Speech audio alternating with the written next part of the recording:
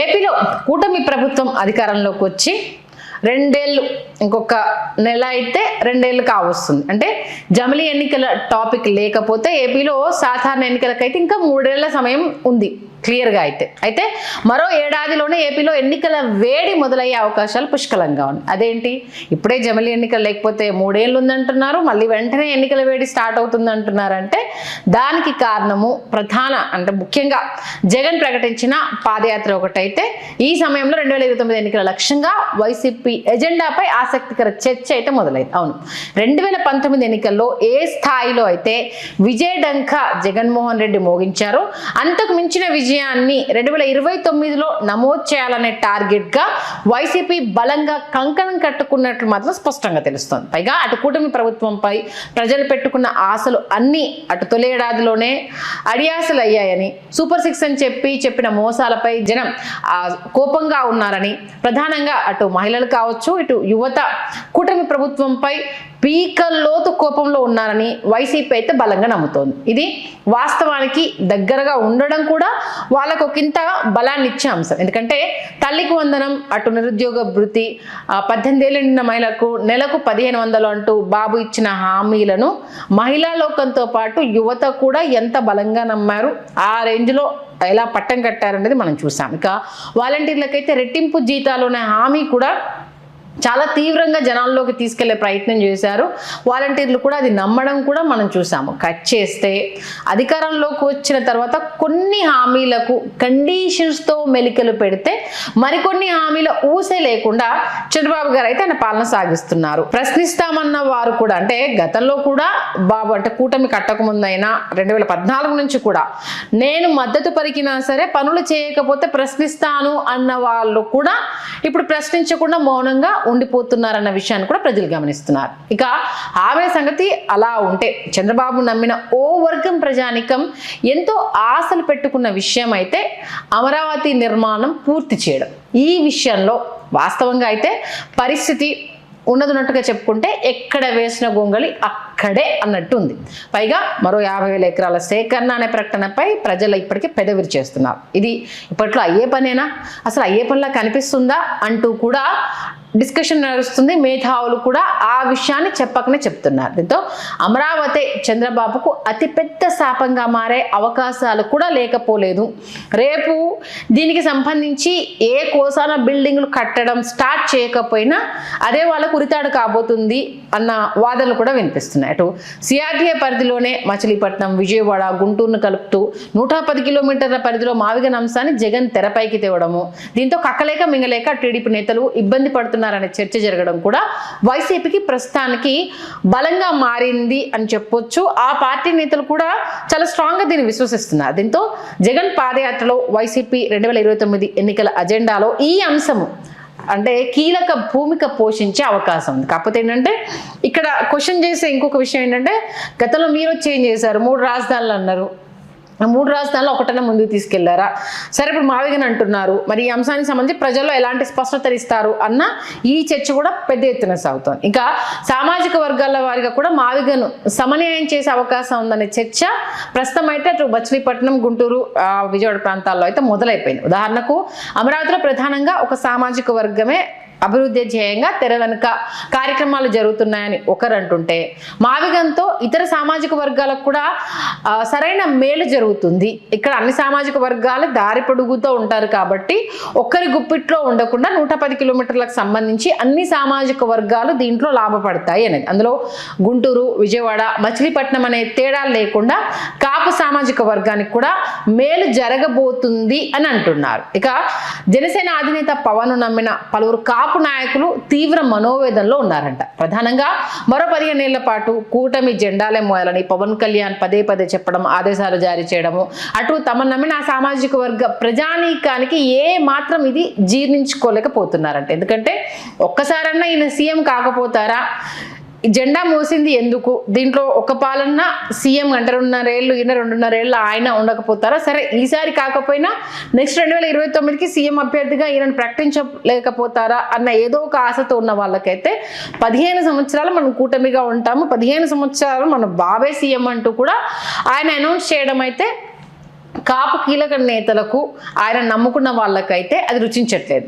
ఇటు వైసీపీ నుంచి కూడా పూర్తి ఆదరణ దక్కే అవకాశం ఈ అంశానికి సంబంధించి కాపు ఇప్పుడు అంటే లోతుల్లో డిస్కషన్ నడుస్తున్న నేపథ్యంలో కాపు సామాజిక వర్గం పెద్ద ఎత్తున ఇప్పుడు పవన్ కన్నా వైఎస్ జగన్మోహన్ రెడ్డి వైపే ఉంది అనేసని, ముద్రగడ లాంటి నేతల మద్దతు భరోసా కూడా ఎక్కువగా ఉంది అంటూ చెప్పడము, మొన్న అంబటి ఇష్యూకి సంబంధించి పెద్ద ఎత్తున కాపు నేతలంతా ర్యాలీ అవ్వడము, వైజాగ్ సెంట్రిక్గా ఈ అంటే ఒక సమావేశం జరగడము, ఫ్యూచర్ ఏంటి అంటూ ఆలోచించుకోవడం ఇదంతా జరిగింది. ఇదే క్రమంలో అటు ఏపీలో టీడీపీ, బీజేపీ, జనసేన పార్టీల కలయికతో ఏర్పడిన కూటమి అధికారంలోకి వచ్చిన తర్వాత ఇంకోవైపు క్రిస్టియన్, ముస్లిం మైనార్టీల పైన దాడులు జరుగుతున్నాయి అనే చర్చ కూడా ప్రస్తుతం బలంగా వినిపిస్తోంది. ప్రధానంగా అటు ఉమ్మడి గోదావరి జిల్లాలో క్రైస్తవులు ఎక్కువగా ఉన్నారని చెబుతూనే అటు వారంతా అనధికారిక క్రైస్తవులు, ఎస్సీలు అన్నట్టుగా ఆ సామాజిక వర్గాన్ని, దళిత క్రైస్తవులను కూటమి ప్రభుత్వం ఇబ్బంది పెడుతుంది అనేసి చెప్పవచ్చు. దానికి ఉదాహరణలుగా ఈ మధ్యకాలంలో జరిగిన ఇన్సిడెంట్స్ కావచ్చు,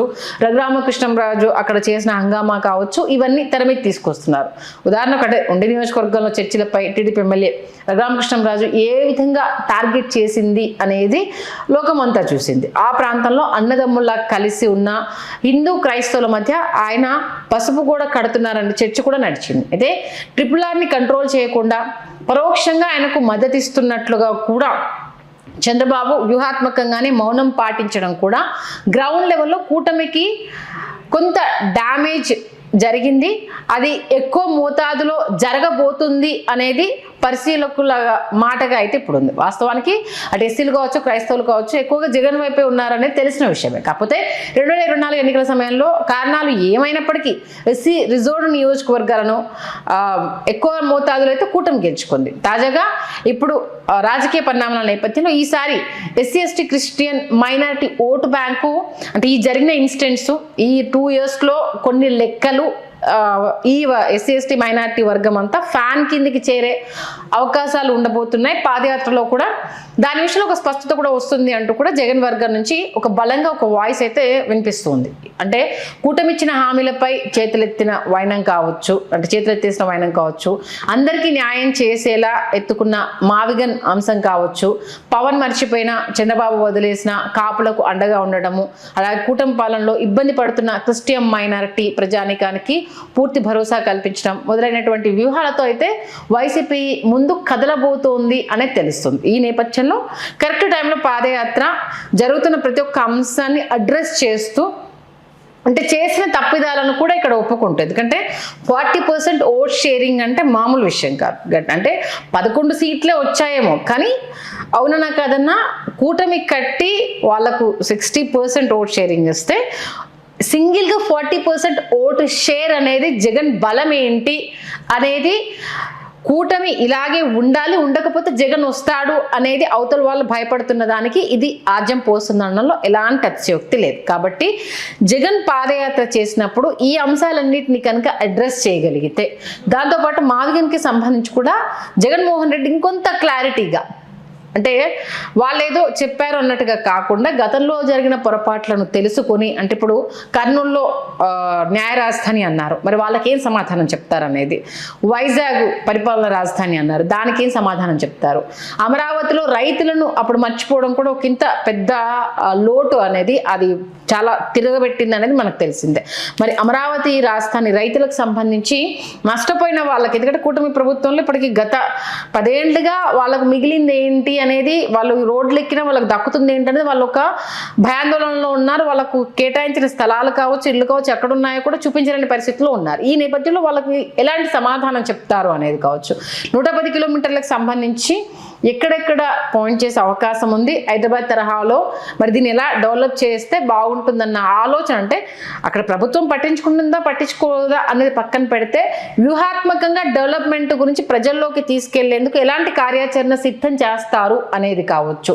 దీంతో పాటు ముందుకెళ్ళడానికి సంబంధించి గతంలో ఓన్లీ పథకాల మీద ఉండడము, అంటే చేసిన మిస్టేక్స్ ప్రతి దానికి ఫోటోలు పెట్టుకోవడము, ఇవన్నీ ఉన్నాయి. కాబట్టి ఈసారి తప్పిదాల నుంచి ఏం తెలుసుకొని కార్యకర్తలను మమేకం చేస్తూ ఆ వీక్ అయిన పాయింట్స్, అపాయింట్మెంట్ ఇవ్వలేదు అనేది, పట్టించుకోలేదనేది, నేతలకు ఇప్పటికి కూడా అపాయింట్మెంట్ దొరకట్లేదనేది, వీటన్నింటిని అడ్రస్ చేసుకుంటూ ఆయన కనుక పాదయాత్రలో దూసుకెళ్ళగలిగితే 2029లో కూటమి భయపడుతున్నట్టు జగన్మోహన్ రెడ్డి గారు వచ్చే అవకాశం ఉంటుంది. మరి ఇంకా ప్రధాన ఎజెండాలు ఏవో మారబోతున్నాయంటే ఇంకా ఏ అంశాలను ఇందులో పొందుపరుస్తూ ఆయన పాదయాత్ర ఉంటుంది.